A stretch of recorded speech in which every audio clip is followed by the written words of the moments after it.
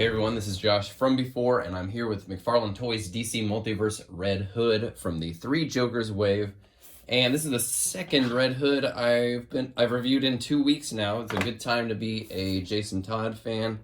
Take a look around the box. Great photo on the back. That looks really good.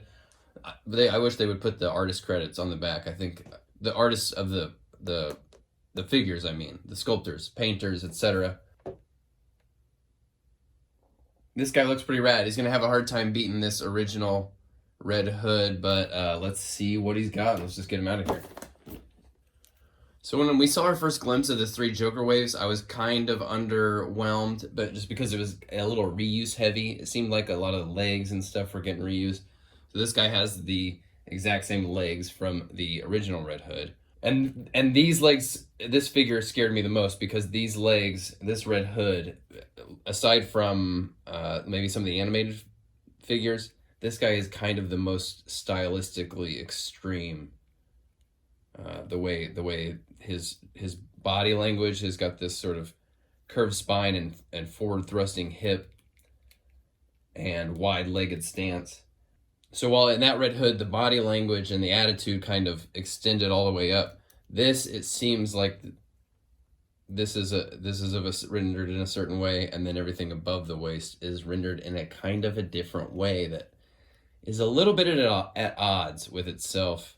But I do like that they gave these legs a little bit more paint. You can see the material of the pants here is kind of a satin, while these bands and the knee pads and the leg armor has kind of a sheen to it. And they painted these red strappy buckle things red, which is nice. It really, just painting that, it kind of makes you realize just how little, I should say, paint was on this first guy.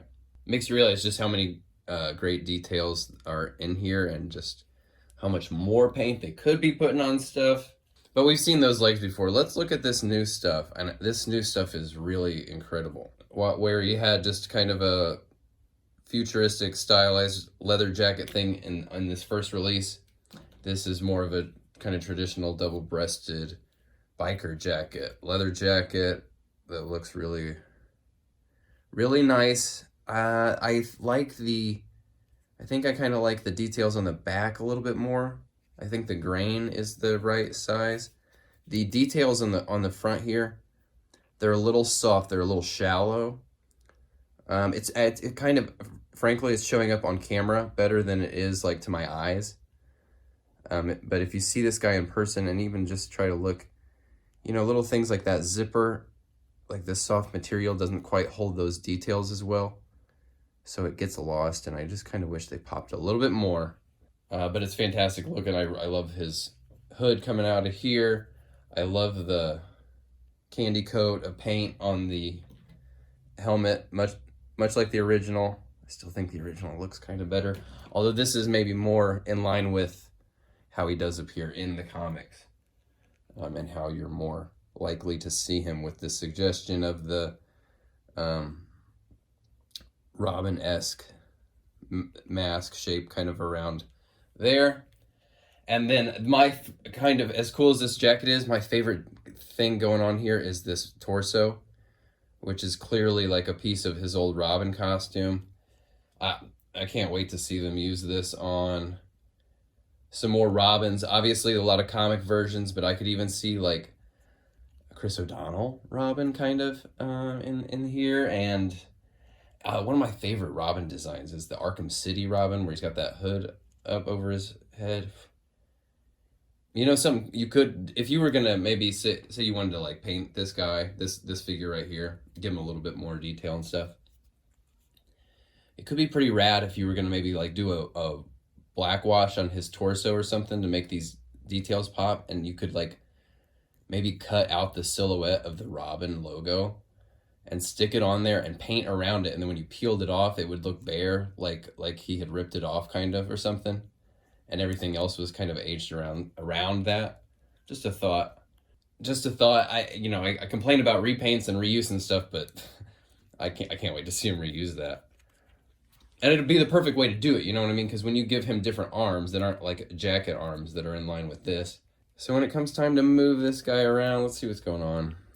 His head feels a little stiff, and frankly, he's got a very muscular neck, a very thick neck all the way up there. So I'm trying to just loosen him up a little bit.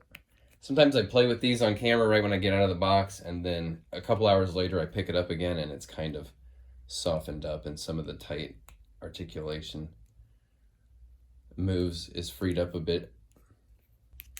Oh, shit. Man, the QC lately is really starting to suffer. The glue especially, because look, I just kind of moved this guy's torso and he completely separated. This shit is going to start turning people off, man. I'm not kidding. You get enough figures out of the box and they break right away like that, people are going to start walking away. Fortunately, this is just glue. Like, it didn't break any pegs or anything, so clearly these two surfaces need to fit together, and then once I put them back, it should work as just fine. Still, that's really annoying. It's pissing me off. That's how I ended up breaking that. Is trying to push the crunch a little bit. Arms go way up. Rotate at that butterflied shoulder ball. Rotate there at that bicep cut as well. Double elbows have really great clearance. I think it was an odd choice to include the hands from that first Red Hood as well. Because again, stylistically, I don't know if it's a perfect match. And they had this big cuff around the gloves that really prevented any of the wrist movement other than rotation. Now, of course, being a current DC figure, he does not include any guns. He's got this crowbar, which is a great accessory, and it looks really good, but man, they're giving us a lot of crowbars lately.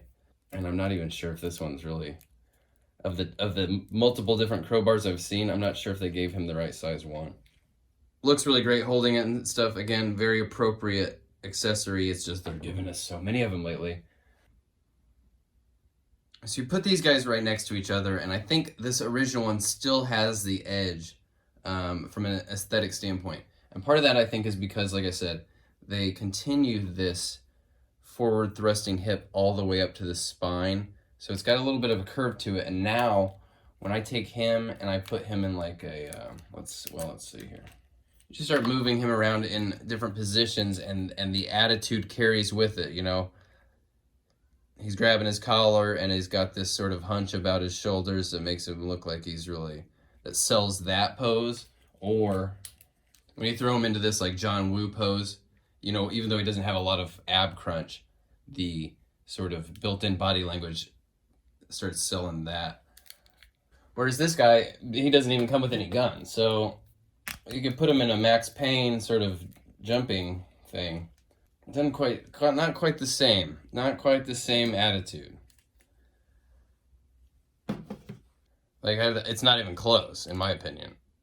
This guy just wins every time. It's also worth noting that they've kind of made the inside of these hands like a little thicker. Maybe they just need a hot water bath, but you can see, I mean, I'm trying to put these old Red Hood guns in his hand, and they're way, way tighter. Especially this one. See, look, it's way tighter. I gotta force it in there. It's kind of whack. So we'll take a look at him like this. I mean, I really think he needs guns. If this is gonna be your Red Hood, you gotta get guns from somewhere. I put his legs in a little bit of a pose here, and I think it kind of, the legs are at odds with above the waist. He looks all right. He looks pretty cool, but something about it's not connecting with me. I don't think those legs are the right choice for this guy. Then you take into account this shit.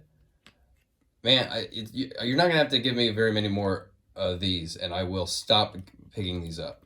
This is awful. The last time I checked out a McFarlane was way back when they did those Halo figures, and I picked up a Master Chief and the elbow broke just as soon as I got it out of the package. Man, I was really looking forward to playing with this and having fun with it, and it did that immediately, and I didn't even put that much pressure on it. It's ass. Like, I'm willing to forgive a lot and make a lot of excuses, but I don't even want this anymore. I found this guy at Target, and I also had him pre-ordered through GameStop, which is not shipped yet. We'll see if that GameStop one comes through, and if it actually, like, doesn't just fall apart because if it does... Here he is with the other Red Hoods. This one's my least favorite from a design standpoint, but I think these finger guns actually made them really fun to play with. But yeah, here's 4 Red Hoods. Only one of them has guns. So I think that's a clear winner. And then, you know, if you want to just compare them like this, I mean, I think it's pretty easy to see which one the worst one is. It's the one that doesn't stay together. And real quick, here he is with the rest of the Bat family, and he does look good next to all these guys. I would just say if you're gonna get this guy to fill out your Bat family, get one that's like in one piece instead of 2. That's usually how I prefer my figures, is to be in one instead of 2 pieces. And honestly, I think they padded out the inside of those hands so he'd hold this crowbar a little better, but he doesn't actually even do that. So, man, they're really dropping the ball on some of these grace notes. It's starting to really get on my nerves. So there you go, guys. The new Red Hood from 3 Jokers Wave. I love the sculpt of this old Robin costume underneath, and the motorcycle jacket is really cool as well, but I cannot by any means recommend this to anyone. I never would, I never will, and if I continue to see it, then maybe this channel will have to find a different focus, because I will not buy this. If you pick this guy up, I hope you had better luck than I did. If you're thinking about picking him up, don't. Anyway, thanks for watching, guys, and I will see you on the next one.